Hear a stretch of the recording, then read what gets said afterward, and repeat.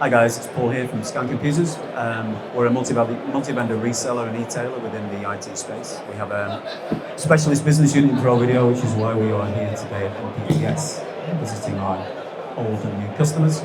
I'm delighted to be joined on our panel entitled Lights, Camera, Learning with the Executive Dean of our College of Esports friends, Simon, and Belle, Isabel, who is studying International Business and Media Studies, correct?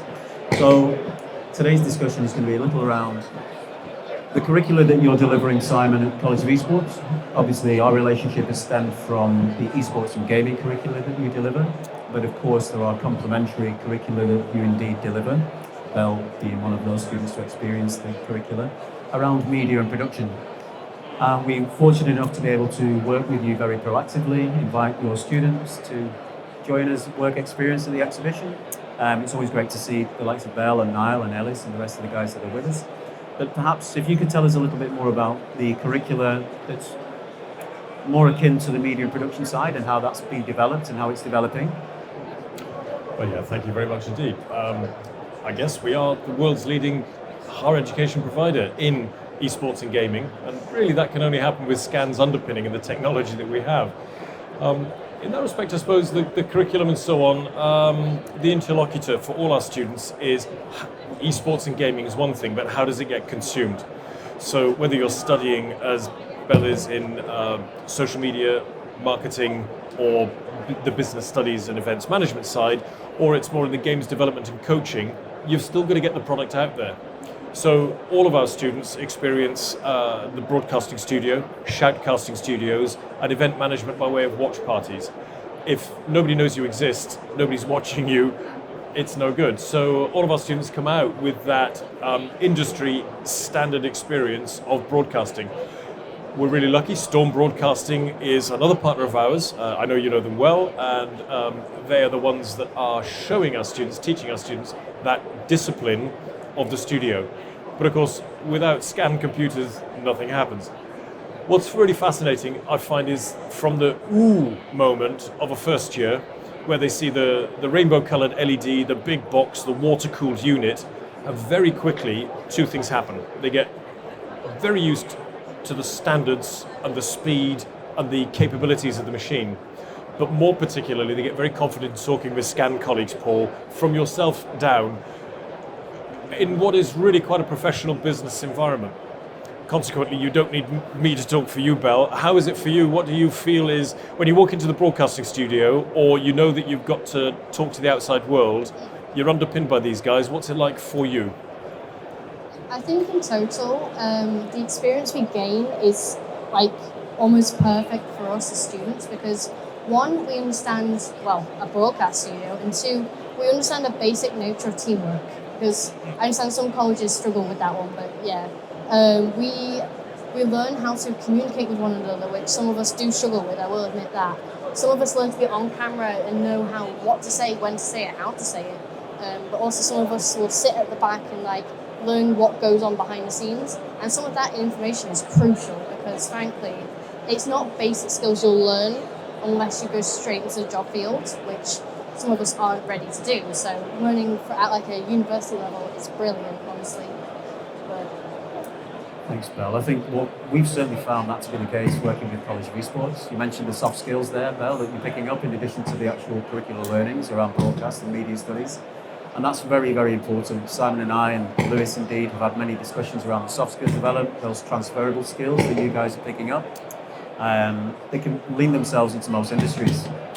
Obviously, what we have at the moment here at MPTS under one roof, we have an enormous amount of organisations that perhaps the majority of the students at College of Esports have got ambitions to obviously look at going to work with or work alongside or work in similar industries. So it's great to have you here with us. It's great to have our industry partners spending time with you also. But moreover, the relationship that we have with College of Esports means that we can develop this relationship over time, get more access to the cream of our young learners, shall we say. The curricula lends itself significantly to the media broadcast and streaming element of obviously the delivery. And I think with esports, as you mentioned before, esports is it's been broadcast in almost the identical fashion as physical sports now. It's on the rise, it continues to be. So the curricula that you deliver complements one another. And I think how much more development do you think you're going to be driving through College of Esports? The development, I think, is threefold. Let's pitch for three ideas. The first is that the studio has to remain modern, whether it's fixed cameras or automated cameras, even the green screen technology, where at the moment, in essence, you've got a carpet hung from a gallery. We're now looking at curved fiberglass units, some projection, maybe LED projection going forward, because the broadcast screen, the way that you consume it, is no longer sort of a static thing. It's forever. I remember HD coming in, and I'm from South Wales, so Pobl y Cwm was the thing that was filmed in Wales at the time, and the poor people on the set had a heck of a time because those sponge sandwiches, which were analog television worthy of a cafe, now needed to be real sandwiches, otherwise you just saw they were props, but real sandwiches curl. Walking around this place, looking at all the broadcast and particularly the screen technology, it's almost better than real life right now. Now, if we're not keeping up with that arms race, we're going to struggle. On the other side of it, I reflect it's perhaps much like the music industry. As a kid, if your dad had a car on the garage, hey, you're the drummer, and everybody rehearses at your place. Then it went into computing and sampling, and the music industry went really sort of gonzo and into people's bedrooms. Shoutcasting, I think, is like that. A recoil screen, a camera, especially the quality of iPhone and analog mobile phones these days. You can be your own broadcaster. So long as you can get out onto Twitch, so long as you get out onto YouTube, if you know the tricks of the trade and you get to practice them, there we are. So from the commercial side, we keep up. From the personal side, we keep up. The third element, I don't know what's coming next. Is it that 5D gaming dynamic? Is it an Oculus type headset? The virtual reality? Are we actually with games going into a post-production mode where maybe the broadcasting studio will become supplementary to what it is that we end up doing? What I wonder though is this, with the World Champs in Riyadh this year and potentially the Olympics in the subsequent year, gaming and esports, and what we need to be aware of, Paul, is there is a massive global pulse of energy coming through this every 2 years for the next decade. So I don't know where we're going to end up, and that doesn't keep me awake at night, but by goodness, it keeps me interested walking around a place like this and being on Scan's stand and having those conversations with especially young people's expectations of what they see at school and college and what they want to see happen through us and into their career. So I would agree with those sentiments absolutely, Simon, that you mentioned. The partnership that we've forged together with yourselves has been significant. I think in a short space of time we developed a wonderful relationship. We've learned just as much from your students and yourselves as hopefully you've been able to obviously take advantage of our provision, not take advantage, but realise the benefits of the services that we deliver. I suppose the question I have for you, Paul, then, is what benefit do you see from the students? And Belle, perhaps to start with you. As a student of the College of Esports, what's it like then to be able to work with Scan? What do you get up to and how does that enhance your experience? I think it gives us like real world experience, because just sitting in a classroom and doing it doesn't help. Because it does help, it gives you an idea, but actually getting in there and doing it is a completely different world, because one, you get to meet different people, and two, you get to be like discover different brands and different companies and see where you actually want to be. So you could say, so for me, I could say, oh, I want to do audio engineering. I've done it in the broadcast studio. But if we have one type of audio studio, what happens if another company has a different type? Well, I need to relearn the skills. What do I do? So it's just nice to have an understanding of what there is, where it is as well. Is there a wrong answer when working with Scan? Not really. So you've got the confidence to come and be, and to know that you're well briefed and trusted actually to represent their company as well as us, I suppose. Oh yeah, to be fair, when we get here, they brief us. We get introduced to who is who and where is where. And overall, they create a very nice atmosphere, especially for people who are new to this. I mean, we've got one of our new guys here. He's just never done anything like this before, and it's generally been really welcoming for him. And he's just gotten the hang of it straight away, just because he understands it, and someone's actually sat there and explained it to him rather than treating him like he's stupid. So what happens when there's a question you don't know the answer to?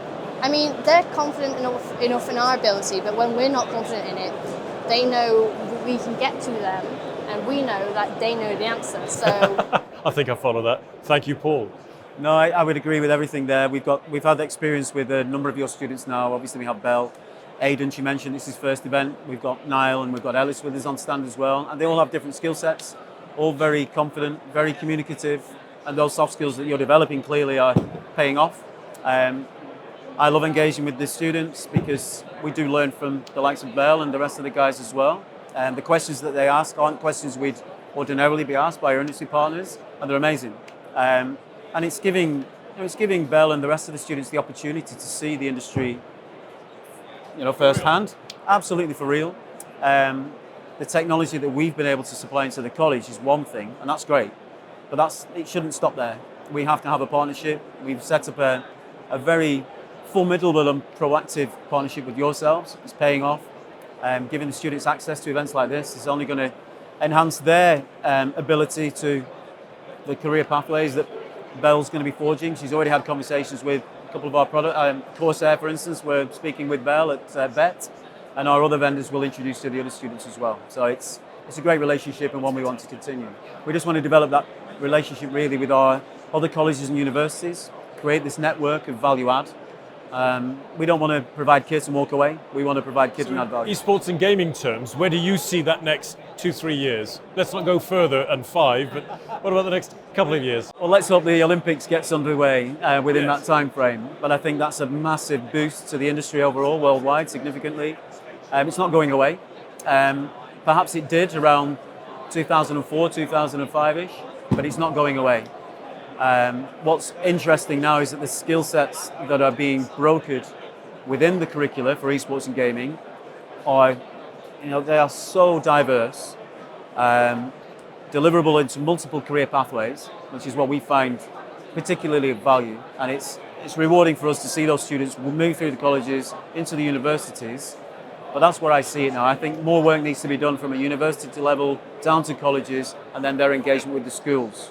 That's what we need to do next, make it a little bit more seamless. Do you think the technology trickle down is faster than the prices are rising, so that gaming and esports isn't going to become an elite thing where only if you can afford the best can you compete?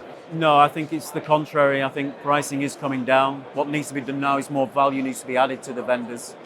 More associative products like production, broadcast and streaming, which is absolutely intrinsic in delivering. Where we are. Absolutely. Yeah. So that's why we're at MPTS. It's a complementary delivery mechanism to all of our esports gaming and all of the other business units we deliver. So to do it in partnership with yourselves and the students today and tomorrow, it's going to be great fun. It has been already. So we thank you once again. Thank you. Well, look, I'm looking forward to the next meeting where we plot world domination. It'll take a little bit longer perhaps than you and I, but... Absolutely. Well, thank you. Thank you very much, Thank you, Simon. Belle. Thank you, Belle.